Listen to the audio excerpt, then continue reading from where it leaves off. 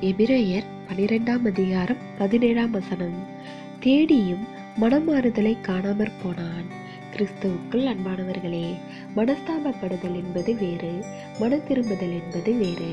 நாம் சில வேளைகளில் நம்முடைய தவறுகளை விட்டு விலகுவதற்கு ஏதுவாக மன திரும்பினோமா என்பதே முக்கியம். சவுல் ராஜாவின் வாழ்க்கையிலே மனஸ்தாபப்படும் அனுபவங்கள் பல இருந்தது. ஆனால் உண்மையான மன திரும்புதல் ஒருபோதும் நடக்கவில்லை. தான் செய்த தவறுகளையும் அக்கிரமங்களையும் எண்ணி தாவீதுக்கு முன்பாக பல முறை மனஸ்தாபப்பட்டார். ஆனாலும் தவறை சரி செய்ய முன்வரவில்லை.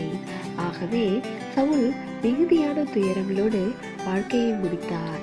எனவே மனஸ்தாபம் அடைந்தால் மட்டும் போதாது என்பதை உணர்ந்து அது மன திரும்புதலை தூண்டவும் வேண்டும் என்பதை நாம் அறிந்து வாழ வேண்டும். அப்பொழுது உண்மையான மன திரும்புதலை நம்மிடம் காணலாம். தேவனுடைய கிருபையும் இரக்கமும் நம் அனைவரோடும் இருப்பதாக. ஆமென்.